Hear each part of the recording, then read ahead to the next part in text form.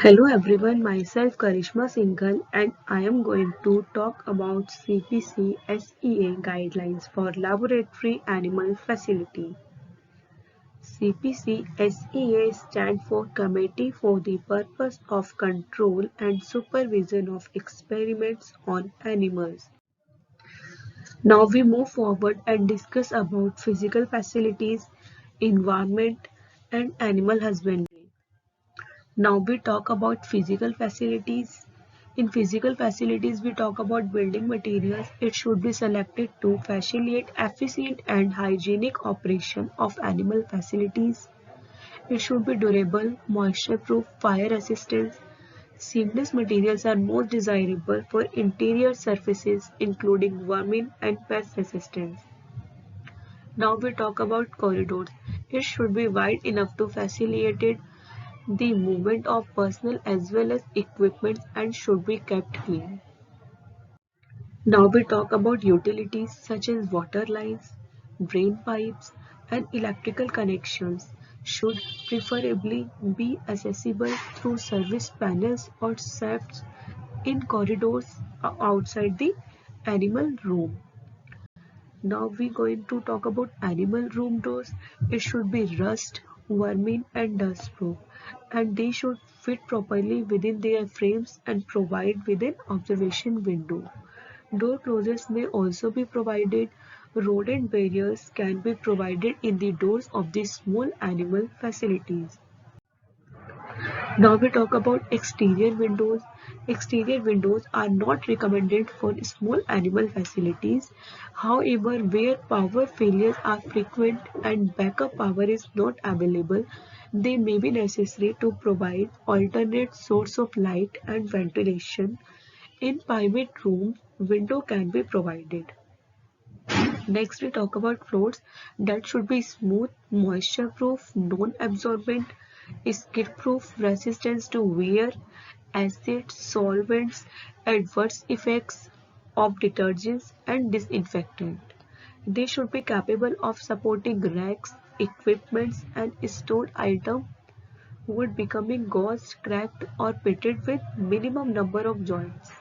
A continuous moisture-proof membrane might be needed if seals are installed at the entrance to a room.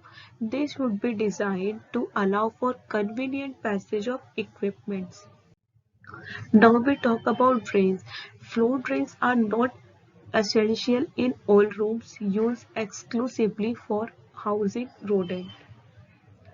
Now we talk about walls and ceiling that should be free of cracks, unsealed utility penetration or imperfect junctions with doors, ceilings, floor and corner. And the surface material should be capable of withstanding scrubbing with detergent and disinfectant and the impact of water under high pressure. Now we talk about storage area for physical facilities. Separate storage room should be designed for feed, beddings, cages and materials not in use.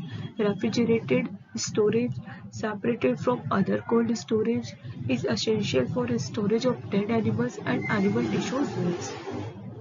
Now we talk about facilities for sanitizing equipments and supplies.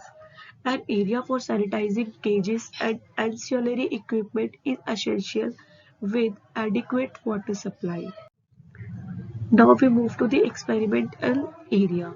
All experimental procedures in small animals should be carried out in a separate area away from the place where animals are housed.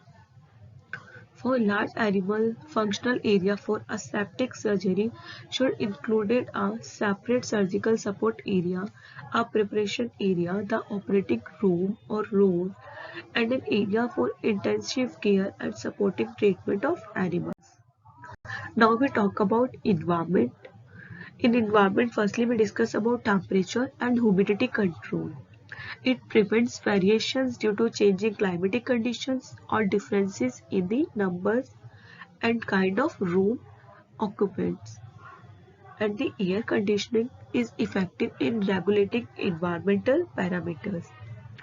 And the temperature range between 18 to 29 degrees Celsius and the relative humidity range should be 30% to 70%. Now we talk about ventilations.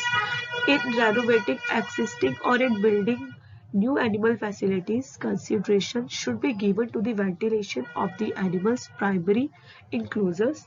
Heating, ventilating, and air conditioning system should be designed so that operation can be continued with a standby system. The animal facility and human occupancy areas should be ventilated separately. Now we talk about power and lighting.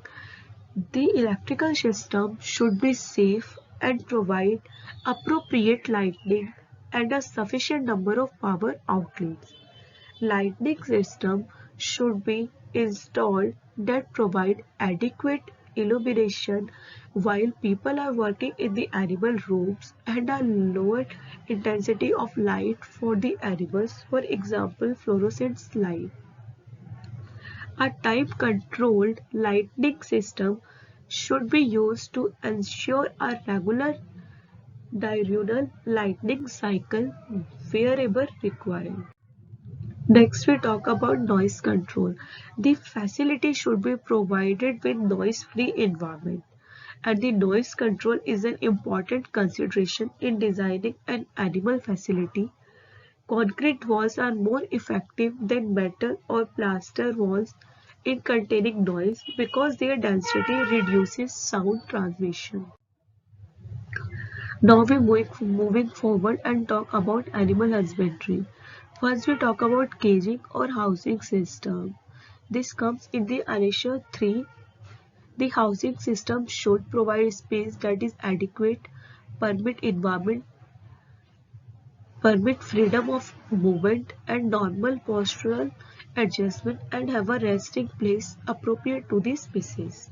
That comes in Annexure 3rd, and it provides a comfortable environment. It also provides an escape-proof enclosure that confines animal safety. It also provides easy access to food and water, and also it provides adequate ventilation, and it meets the biological needs of the animal. Example, maintenance of body temperature, urination, and it also defecations and reproduction, and it also keep the animal dry and clean, consistent with species requirements. It also facilitates research while maintaining good health of the animals. Now we talk about shelter or outdoor housing. Shelter should be accessible to all animals, have sufficient ventilation, and be designed to prevent buildup of waste material and excessive moisture.